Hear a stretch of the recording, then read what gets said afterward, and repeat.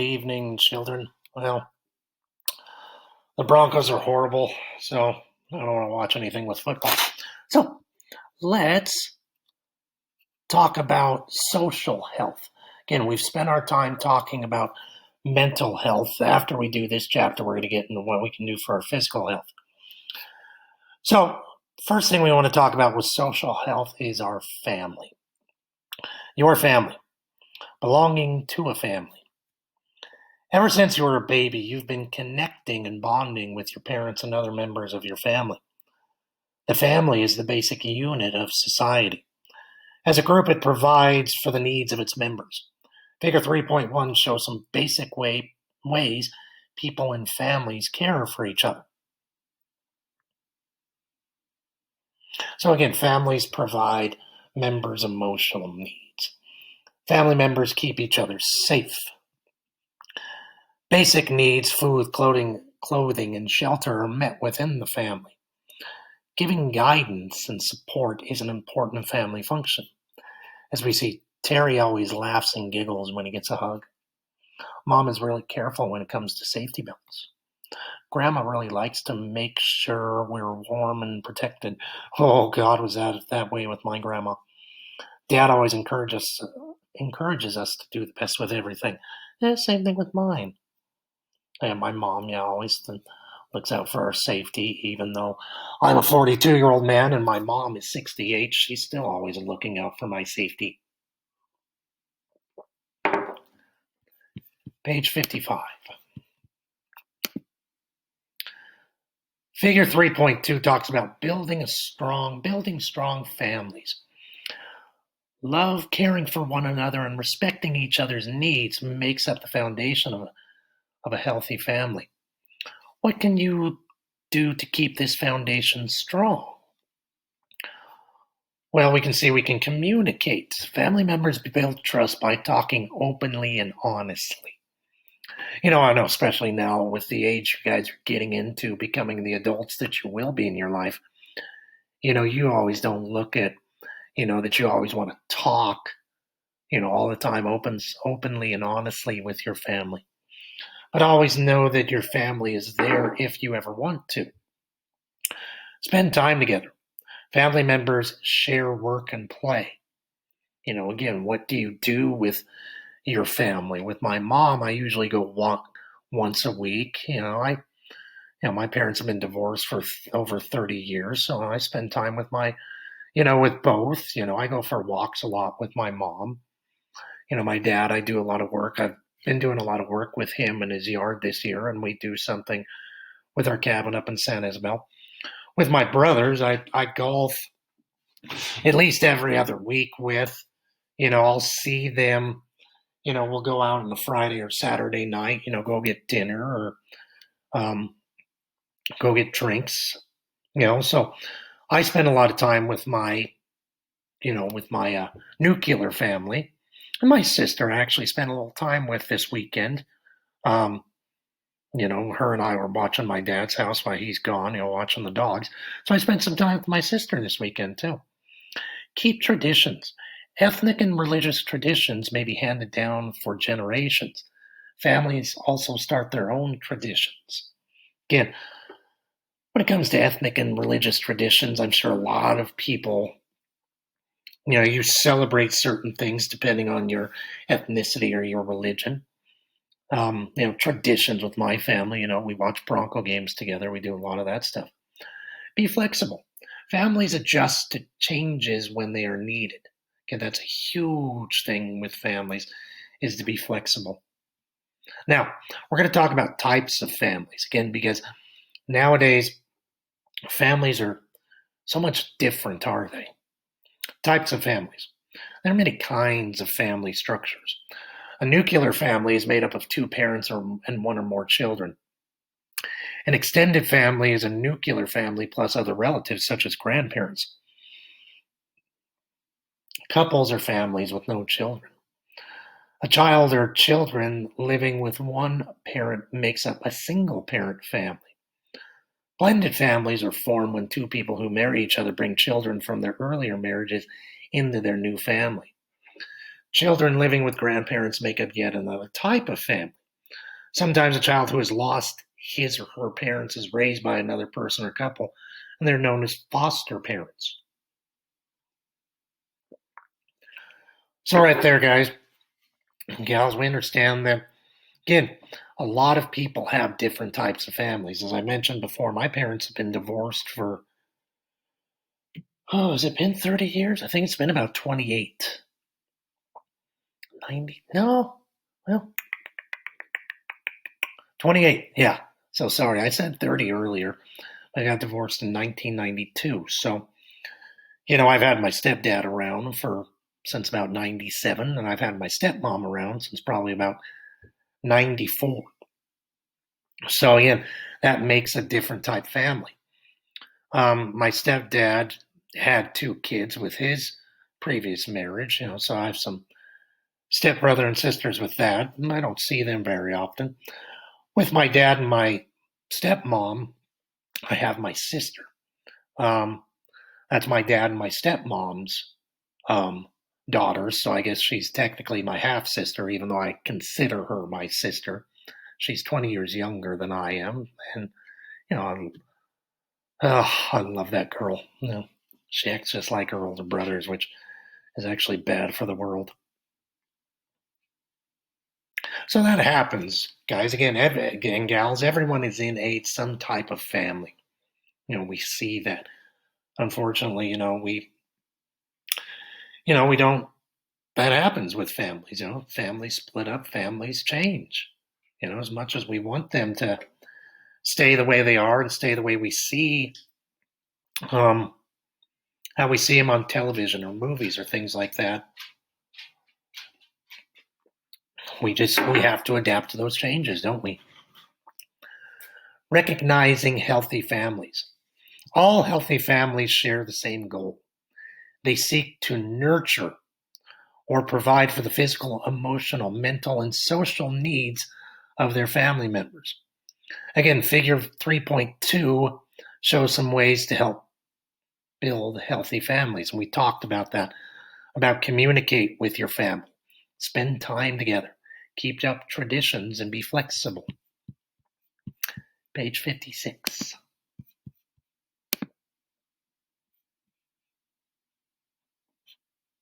While the goal of the family remains the same, the family unit has changed a lot over the past 50 to 100 years. One of the biggest changes is that families are smaller.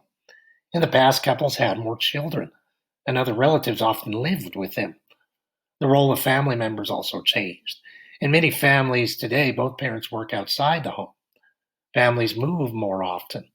There are more single-parent families now than in the past. Again, I think of my mom's mom, my grandma Carrera, my grandma Velda. She came from a family of 8. She was the 5th of 8 children. There were 5 girls and 3 boys. They lived out in a farm out in Fowler, Colorado, east of Pueblo here. So, sorry, I got dogs. Arlo, shut up. I'm taping.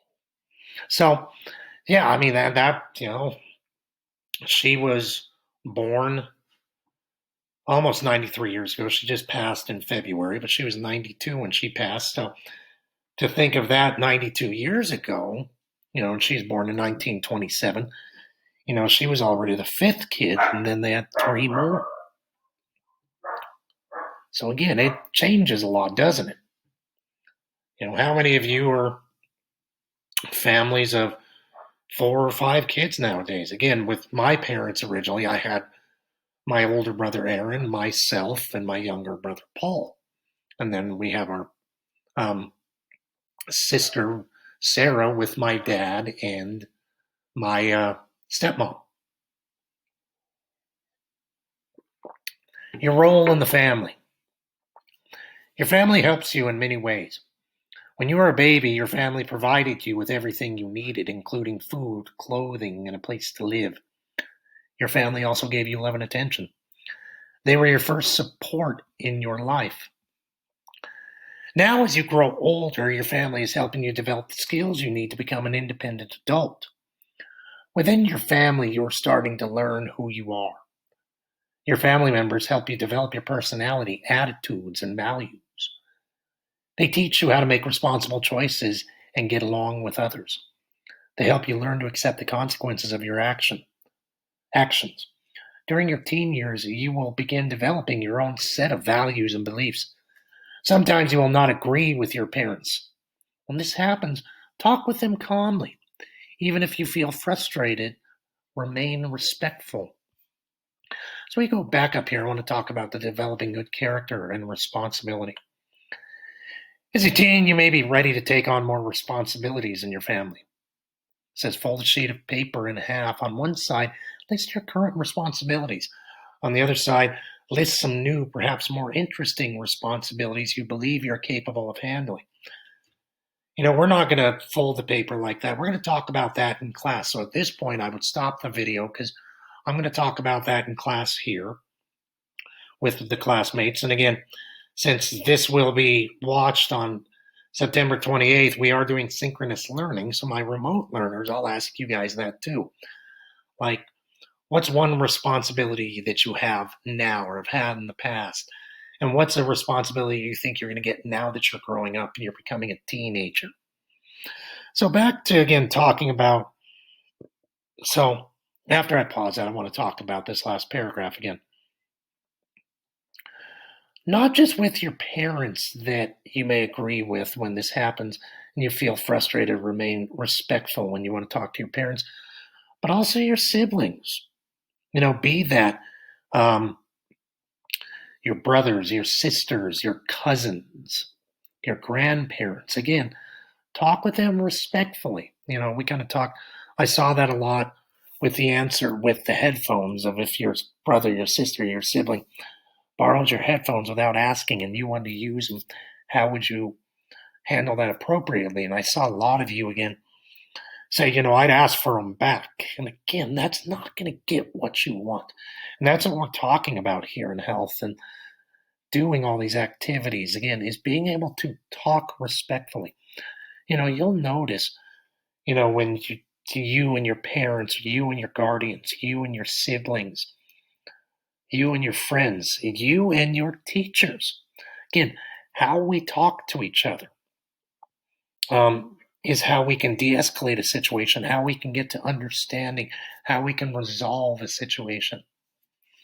Simple things like sharing the events in your day with a parent can build good family relationships.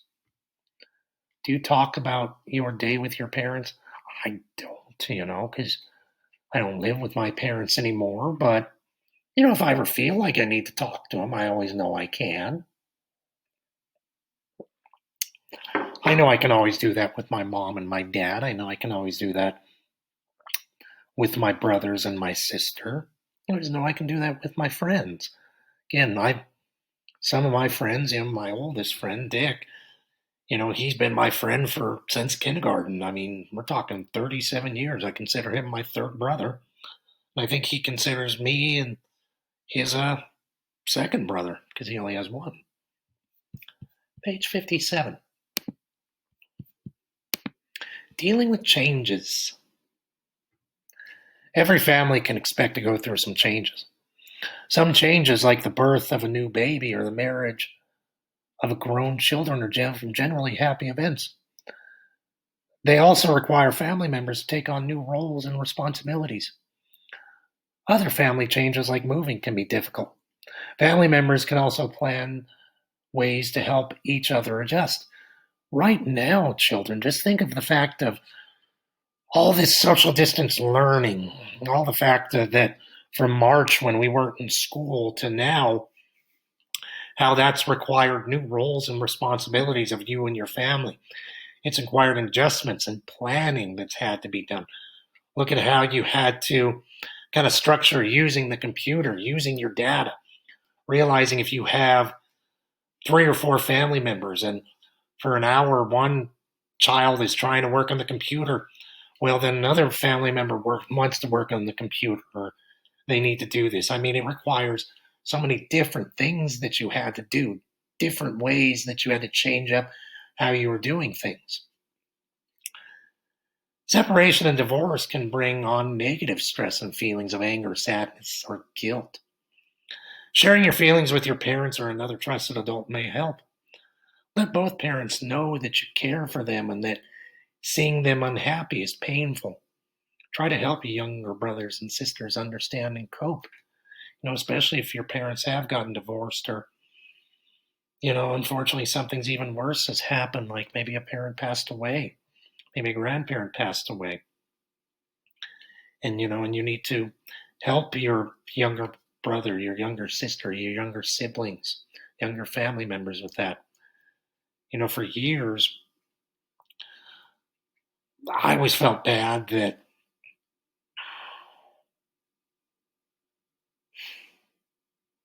I always thought for a while that maybe I could have done something to help my parents stay together. And, you know, growing up, you just realize, no, that was never the case. But that happens sometimes with us. You feel that way thinking, what could I have done? One of the most difficult changes in all is a death in the family. When this happens, people may feel many emotions, including sadness, fear, or even anger. It's important to express these feelings in healthful ways. Again, death is going to happen, children.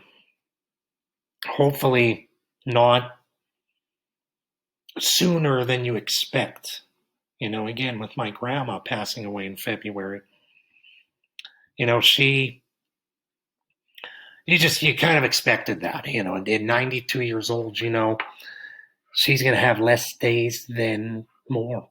And you get used to it thinking that way. And, and you, it's not that it doesn't hurt, it just sucks, but you have to accept it.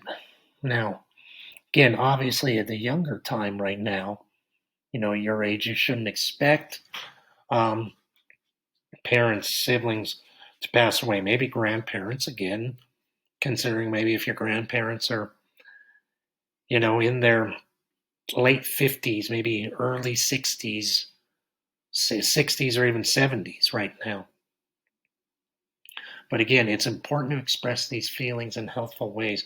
When you're feeling sad about death and things like that, again, when we talked about what we do to keep ourselves physically healthy, mentally healthy, socially healthy, what can you do to express feelings in healthful ways when you're feeling sad, when you're feeling hurt, when you're feeling angry, when you're feeling depressed, when you're feeling alone? Again, have that outlet that you can do this. Again, for me, it's writing. I write poetry when I feel sad. Again, health skills activity, decision making, juggling responsibilities. Again, we're just going to read this because, again, we don't have to go back and do 1 through 6 because that's what we did last week, the decision making worksheet. Hunter is a busy teen. He studied hard and gets good grades. This month he tried out for the school play and got a small part. Now he has rehearsals about once a week. Last night, Hunter's older sister called him on the phone. She explained that she had to go to the dentist one afternoon this week.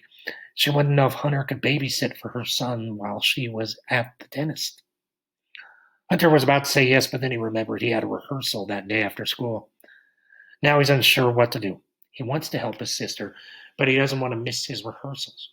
And how can Hunter solve the problem? And it's at this point I'm going to pause the video and we're going to talk about this for 5-7 minutes. What can a hunter do? Back with our decision making. What can Hunter do to both help out his sister, but make sure he's ready for his play? So again, I'll pause this for about 5-7 minutes. We'll talk about this and I'll come back. Ready, pause.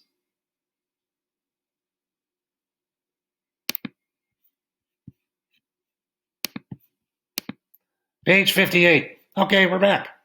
We talked about what Hunter could do in the decision-making process to deal with helping his sister, babysit one of her kids, but still do his rehearsal for his play. Dealing with family problems. All families have problems. You've learned about some of the ways your families can deal with changes on their own. However, some problems are far too serious to solve by sharing feelings and helping each other. In these situations, the family should seek outside help. Many types of counseling are available. One of the most serious family problems is abuse, or the pattern of mistreatment of another person. An adult or child may be a target of abuse. A family member with an abuse problem is not a healthy family. A family with an abuse problem is not a healthy family. Mistreatment can occur in a number of different forms. There's physical abuse. The form involves of excess use of force. The abused person often shows signs of physical abuse, such as bruises, burns, bite marks, broken bones. There's emotional abuse. This form can be harder to spot. It involves yelling and putting down another family member. Although there may not be physical marks, the emotional scars run deep. The abused person also often feels worthless and ashamed. Again, we see that a lot when, again, not just young kids, but all kinds of people, adults, get that emotional abuse. They just think they're worthless. They think everything they do, they deserve, that all problems they have are their fault. And if they just did something better, they wouldn't be yelled at. They wouldn't be put down. They maybe wouldn't be physically abused. But that's not the case. Sometimes people don't deserve it. And it's just, oh, dogs drive me nuts. And some people do it because they were abused physically or emotionally when they were younger. Again, that happens a lot with bullies. A bully often bullies because they were bullied. And because they were bullied either physically or emotionally, and because their power was taken from them, they want to take someone else's power. So that bully in turn is going to become a bully. It's one of those vicious cycles, those circular cycles. Sexual abuse, kids. We're going to talk about this, and in talking about this, we're going to be as delicate as possible. Examples of sexual abuse involve an adult displaying sexual material to a child, touching a child's private parts, or engaging in any kind of sexual activity with a child or teen. It's often difficult to see that child as being sexually abused. Again, all abuse is horrible, but that abuse is just, I've never understood. Never. Neglect. The failure of parents to provide basic and physical emotional care for their children is called neglect. Physical neglect occurs when parents do not provide food, clothing, shelter, or medical care for their child. Emotional neglect involves not giving love, affection, or other forms of support. So again, neglect can come out in that physical abuse, that emotional abuse. You can feel that neglect, children. It's horrible. Again, family members dealing with problems of abuse need to get outside help right away. What resources are available in your school and community for people dealing with abuse? Right there, we're going to pause the video again, and we're going to talk for a couple of minutes about where can you go? If abuse is happening, where can you go in school? Where can you go outside of school to deal with that? So we'll pause and talk about this for a couple of minutes.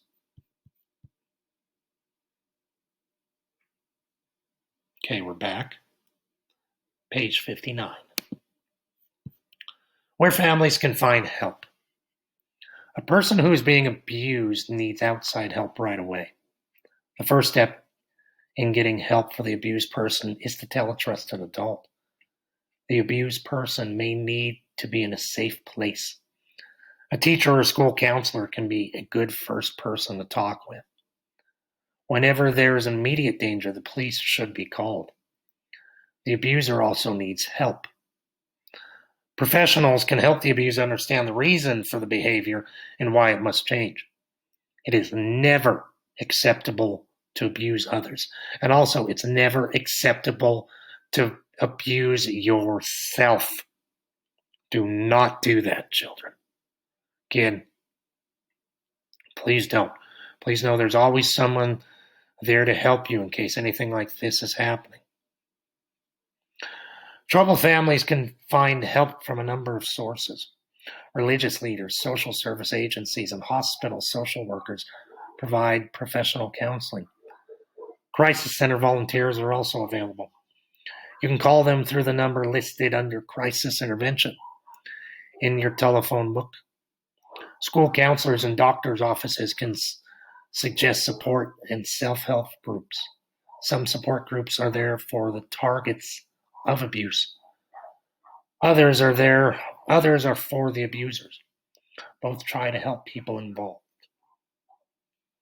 Again, sometimes people may need to see a professional counselor, family counselor, about their problems. What are some situations which counselors can be helpful? Again, we're going to stop and pause the video there and talk about this. We'll do questions to this tomorrow because I think this is a very good chapter to really sit down and have a lot of conversations to get these things talked out. So again, we'll do some lesson review on this tomorrow, and we'll continue again talking about what we can do to strengthen and better our social health. As always, children, if you have any questions, please message me on Schoolology. Thank you very much and have a good day.